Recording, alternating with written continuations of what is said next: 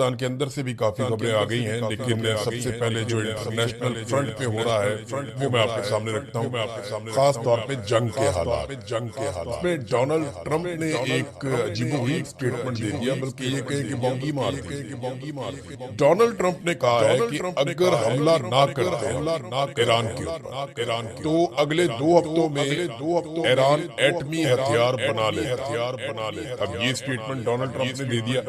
امریکہ کے اندر لوگ کہہ رہے ہیں، پوری دنیا میں لوگ کہہ رہے ہیں کہ آیت اللہ خامنئی شہید جو ہے انہوں نے فتویٰ دے رکھا تھا کہ ایران ایٹمی دھماکہ نہیں کرے، اور ان کی زندگی میں تو یہ ہونا نہیں تھا، تو وہ فتویٰ دینے والے کو تو شہید کر دیا، اور اب وہ ایٹمی دھماکہ کر بھی سکتے ہیں، کوئی پتہ نہیں ہے۔ اور دوسرا، گزشتہ سال 2025 میں جون کے مہینے میں امریکہ نے B-52 بامبرز استعمال کیے تھے ایران میں، جو 200-300 میٹر تک نیچے جا کے مارتے ہیں، زمین کو پھاڑ کے اندر۔ اب وہ انہوں نے بم استعمال کیے تھے اور ایران کی جو میزائل سائٹس ہیں وہاں پہ بمبارمنٹ کی تھی، اور اس وقت ڈونلڈ ٹرمپ نے یہ اعلان کیا تھا کہ اب ایران ایٹمی دھماکہ نہیں کرے۔ ہم نے ان کو بہت پیچھے دھکیل دیا، اب وہ کبھی بھی ایٹمی دھماکہ نہیں کر سکیں گے۔ یہ ڈونلڈ ٹرمپ نے اس وقت کہا تھا، تو اس وقت جو کارروائی کی تھی وہ بھی ایک فیز سیونگ تھی۔ میں آپ کو بتا دیتا ہوں، اس میں بھی ایران کا کوئی نقصان نہیں ہوا تھا، نہ امریکہ کا کوئی نقصان ہوا تھا، بلکہ اسرائیلی حملے کے بعد جب ایران نے واپس حملہ کیا تو فیز سیونگ کے لیے امریکہ بیچ میں آیا، اور امریکہ کو نکلنے کے لیے فیز سیونگ کچھ دوست ممالک نے لے کر دی، تو اس سے امریکہ کو کچھ نہیں ملا تھا، لیکن ڈونلڈ ٹرمپ نے تب بھی جھوٹ بول دیا تھا، اور اب یہ کہہ رہے ہیں کہ ایران 2 ہفتوں کے اندر ایٹمی ہتھیار بنا لیتا اگر ہم یہ حملہ نہ کرتے تو۔ کبھی ایک اسٹیٹمنٹ، کبھی دوسرا، کبھی تیسرا۔ امریکہ کے اندر سے جو لوگ بریفنگ لے کر نکل رہے ہیں نا، جن کو ادارے بریفنگ دے رہے ہیں، امریکی حکام جن کو بریفنگ دے رہے ہیں، وہ سینیٹر بھی یا کانگریس مین باہر آ کے وہ کہتے ہیں جی ہمیں کوئی سمجھ نہیں آ رہی، ہمیں یہ سمجھا ہی نہیں پا رہے کہ یہ حملہ انہوں نے کیا، ان کے پاس کوئی ایک پراپر وجہ نہیں ہے یہ حملہ کرنے کی، اور یہ کوئی جواز فراہم نہیں کر پا رہے کہ اب یہ انہوں نے کرنا کیا، اور نہ کوئی آگے کا پلان ہے کہ انہوں نے جانا کدھر۔ تو ایک تو یہ ہے۔ دوسرا دیکھیں، ایران نے ایک دھمکی لگائی، میں بار بار چین آف کمانڈ کی بات کر رہا ہوں کہ امریکہ اور اسرائیل یہ کوشش کریں گے کہ ایران کی چین آف کمانڈ کو توڑا جائے۔ اگر وہ اس کو توڑنے میں کامیاب ہو جاتے ہیں تو پھر ایک بکھری ہوئی فوج لڑائی نہیں کر سکتی، لیکن ایران نے خبردار کیا، انہوں نے کہا جی کہ اگر آپ نے ایران کے اندر رجیم تبدیل کرنے کی کوشش کی تو اس کے بعد جو ہم حملہ کریں گے وہ ہم کسی اور جگہ پہ نہیں کریں، بلکہ جو اسرائیل کی ایٹامک سائٹس ہیں وہاں پہ اٹیک کریں، جو جوہری تنصیبات یا جوہری سائٹس جنہیں آپ کہتے ہیں، جوہری مراکز کے اوپر اٹیک کریں، اور یہ بڑی خوفناک،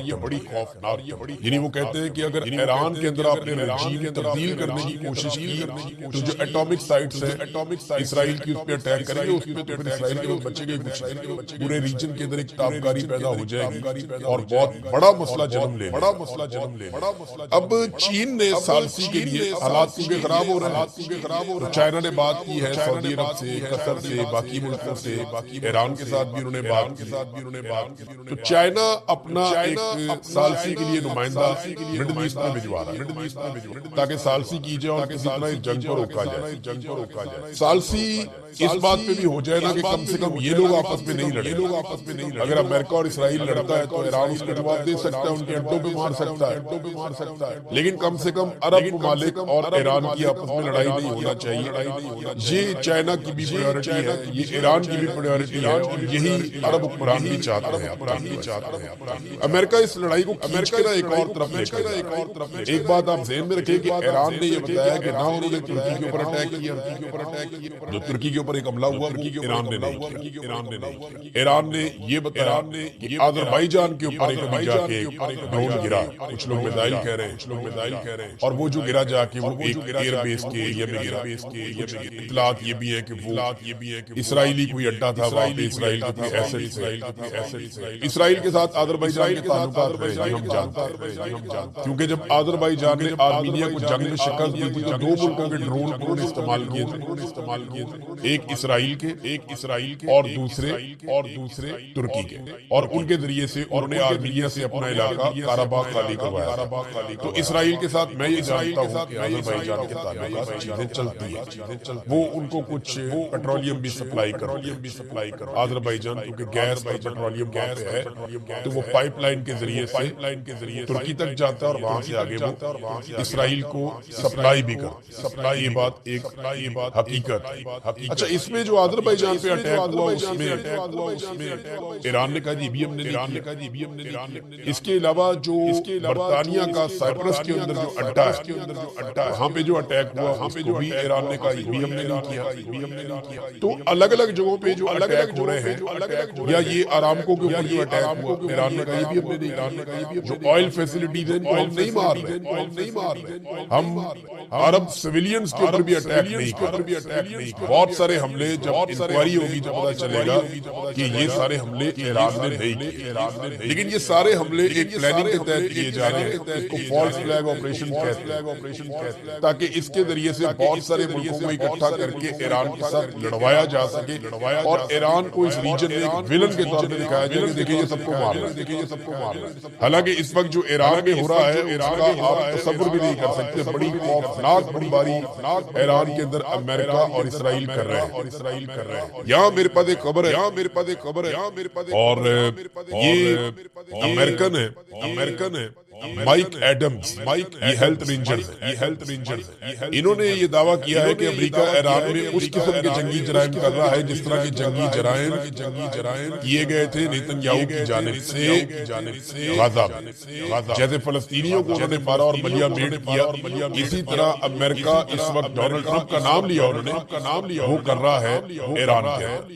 ایران میں تعلیمی ادارے ہیں، اسپتال ہیں، سرکاری ادارے ہیں، پولیس کے دفاتر ہیں،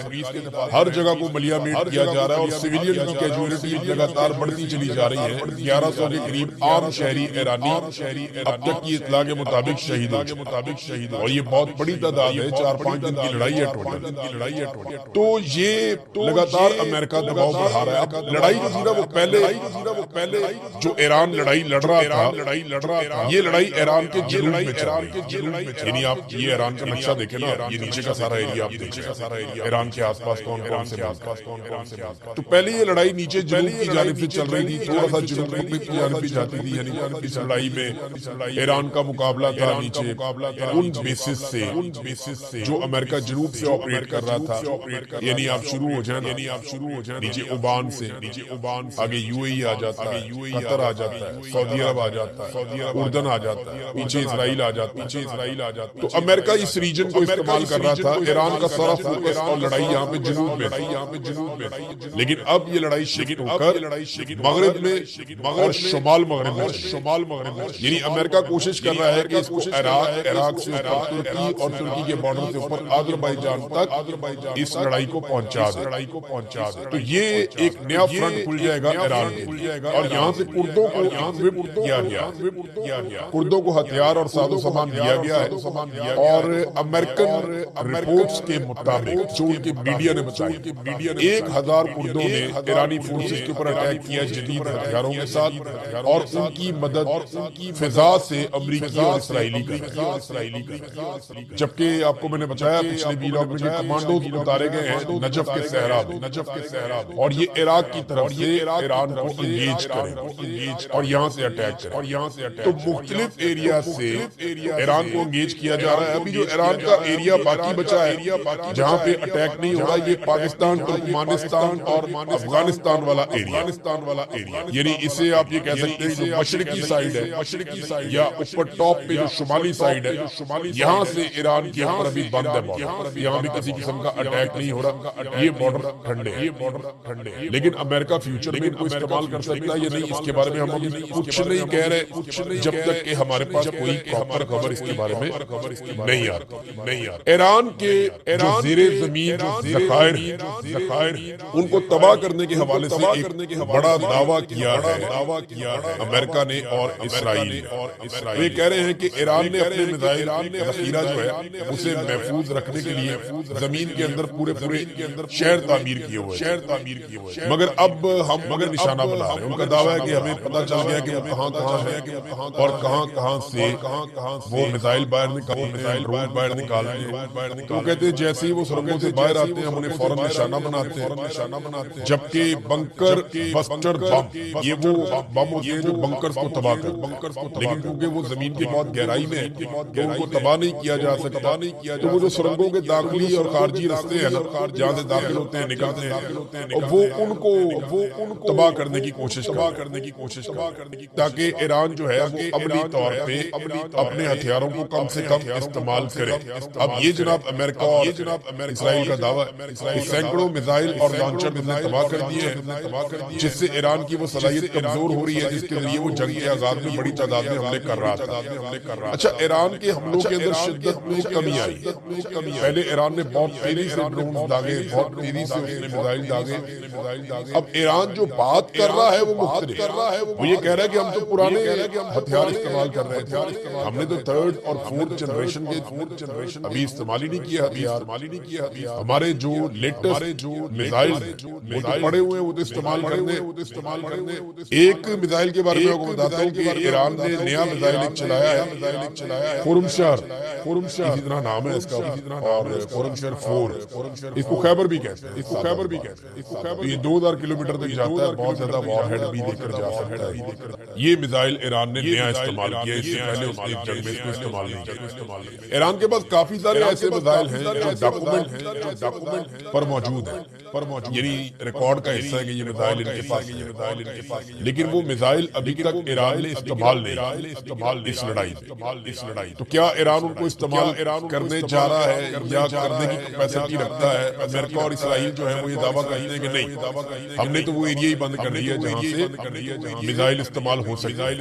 سکے، اور ہم نے ان فیسلٹیز کو تباہ کیا، جبکہ ایران یہ کہہ رہا ہے کہ کچھ بھی تباہ نہیں ہوا، ہم جوابی حملہ کریں گے تو پتہ چل جائے گا۔ بہرحال اس وقت ایران کی جانب سے شدت میں کمی ہے، جبکہ اسرائیل اور امریکہ کی جانب سے لڑائی کی شدت کو بڑھایا جا رہا ہے۔ ناظرین، ایک بڑا پرابلم جو آ رہا تھا اس کا حل ڈھونڈنے کی کوشش کی جا رہی ہے مڈل ایسٹ کی جانب سے اور امریکہ اور اسرائیل کی جانب کہ ایران کا جو شاید ڈرون آتا ہے یا ایران جو بھی ڈرون بھیجتا ہے حملہ کرنے کے لیے، انہیں روکنے کے لیے بہت مہنگے انٹرسیپٹرز استعمال کیے جا رہے ہیں اور پیسہ پانی کی طرح بہ رہا ہے، اور انٹرسیپٹرز ختم ہو رہے ہیں جس کا نقصان یوکرین کو بھی ہوگا، امریکہ کو بھی ہوگا، اور اس کا رشیا کو فائدہ ہوگا کہ یہ انٹرسیپٹر جتنے کم ہوں گے رشیا اتنا زیادہ یوکرین کے اوپر اور یورپ کے اوپر دباؤ بڑھا سکے گا۔ تو انہوں نے تو پانی کی طرح انٹرسیپٹرز کھلائے یا مڈل ایسٹ، اور ایران نے کافی حد تک ڈیمیج کر دیا، ذخیرہ ختم کر دیا۔ اب جا کے ان کے دماغ میں آئیڈیا ہے کہ یوکرین سے وہ ڈرون لیے جائیں جو انٹرسیپٹر ڈرون، یعنی ڈرون کو روکنے کے لیے ڈرون بھی جا سکتا ہے نا، اور یہ بہت سستا ہے۔ تو یوکرین نے جو انٹرسیپٹر ڈرون بنائے ہوئے ہیں ان کی قیمت کتنی ہے پتہ ہے؟ ان کی قیمت ہے $5000 یعنی $3000 سے $5000 تک۔ ایران کا جو ڈرون ہے وہ $20000 کا ہے، اس کو روکنے کے لیے اگر $5000 کا ڈرون لگتا ہے تو یہ تو گھاٹے کا سودا نہیں ہے، 1 2 3 ڈرون بھی لگ جائے تو کوئی مسئلہ نہیں ہے۔ تو اب یہ ڈرون حاصل کرنے کی کوشش کی جا رہی ہے مڈل ایسٹ میں امریکہ کی جانب سے اور اسرائیل کی جانب سے، اور یوکرین نے کہا جی ہم آپ کو بتاتے ہیں، لیکن اس سے پہلے کہ یوکرین بتائے گا اور یوکرین ڈرون کی سپلائی کرے گا، رشیا یوکرین کا بارڈر بہت زیادہ گرم اور یوکرین کے لیے بہت زیادہ پرابلم کریٹ کر دے گا، کیونکہ رشیا پراپر طریقے سے میدان میں آ چکا ہے۔ روسی وزیر خارجہ سرگئی لاروف، ان کے جو سٹیٹمنٹ آئے ہیں ان کو آپ سنیں گے تو آپ کو آئیڈیا ہو جائے گا کہ روس اس لڑائی کو کیسے دیکھ رہا ہے۔ سب سے بڑا بینیفیشری وہ بننے والا ہے اس لڑائی کا، یا چائنا کو بہت فائدہ ہوگا، لیکن اب پوری دنیا کا تیل بند ہے، چائنا کا تیل بند نہیں ہوگا، ان کو سپلائی لگاتار جا رہی ہے، کیونکہ ویسے بھی چائنا کے ساتھ بگاڑتا نہیں ہے ایران کا 90% آئل پابندیوں کے باوجود چائنا خریدتا ہے۔ پھر چائنا ایران کے اندر جو انویسٹمنٹ کرنے جا رہا ہے انہوں نے وعدے کیے ہیں وہ $400 ارب کے، تو ایران چائنا کے ساتھ روسی وزیر خارجہ نے کہا کہ وہ ممالک جو امریکہ اور اسرائیل کی جارحیت سے متاثر ہیں، یعنی جن ممالک کے اوپر اسرائیل اور امریکہ دباؤ ڈالتا ہے اور انہیں پریشان کرتا ہے، وہ ہمارے اسٹریٹجک پارٹنرز ہیں، وہ ہمارے دوست ہیں، ہمارے اسٹریٹجک پارٹنرز ہیں، یعنی لڑائی کے نقطہ نظر سے ہم ان کے ساتھ ہیں، ہم ان کے لیے دیگر امن پسند ملکوں کے ساتھ مل کر ایسا ماحول بنائیں گے جو امریکی حملے کو مکمل طور پر ناممکن بنا دے گا. لیکن یہ لڑائی میں امریکہ بہت بری طرح ایکسپوز ہے. ایران سے مار کھانا تو امریکہ کا نہیں بنتا تھا، لیکن بہت مار پڑی ہے اور ایرانیوں نے مارا، ان کے سارے اڈے تباہ کیے. تو اس کے بعد رشیا کو اور باقی ملکوں کو بہت حوصلہ ملا، جو ملنا بھی چاہیے تھا. انہوں نے کہا جی ہم باقی ملکوں کے ساتھ مل کر جو زیر اطاعت ہے امریکہ کی اور اسرائیل کی، ہم ایسا سسٹم بنائیں گے. یعنی اس کا مطلب یہ ہے کہ اب عربوں کی طرف نظر ہے، رشیا کی نظر ہے اور باقی ملکوں کی طرف، تاکہ آئندہ اٹیک نہ کیا جا سکے. پھر انہوں نے کہا ہم امریکہ اور اسرائیل کے لیے یہ فضا اتنا سخت بنا دیں گے اور اس حد تک جائیں گے کہ ایران کے خلاف یہ آپریشن ہو ہی نہ سکے. اب یہ بہت سارے اشارے دے رہے ہیں روسی وزیر خارجہ اور چیزیں بہت کلیئر کر رہے ہیں کہ امریکہ اور اسرائیل کے مقاصد میں سے ایک مقصد یہ ہے کہ وہ ایران کے خلاف جنگ میں خلیج فارس کے ممالک کو شامل کریں. یہ بھی انہوں نے کہا. جو میں آپ کو کہہ رہا تھا فالس فلیگ آپریشن، اس پہ بھی انہوں نے بات کی کہ جناب یہ کوشش کر رہے ہیں کہ کچھ نہ کچھ کر کے شامل کیا جائے لڑائی کے اندر عرب ممالک کو اور باقی ممالک کو، تاکہ ایران کے اوپر دباؤ زیادہ بڑھے. ناظرین، بھارت شدید تنقید کی زد میں آ رہا ہے. وجہ یہ ہے کہ بھارت کی نیوی نے دعوت دے کے ایرانی بحریہ کو بلایا تھا. ان کا جنگی جہاز گیا تھا اور وہ بحری مشقوں میں اس نے حصہ لیا. یہ نہتے فوجی تھے، یہ انڈیا کے پانیوں میں موجود تھے اور وہاں پہ یہ اپنی ایکسرسائز ختم کر کے موو کر رہے تھے کہ ان کو امریکنز نے بھارتی پانیوں کے اندر دبو دیا اور وہاں پہ 80 سے زائد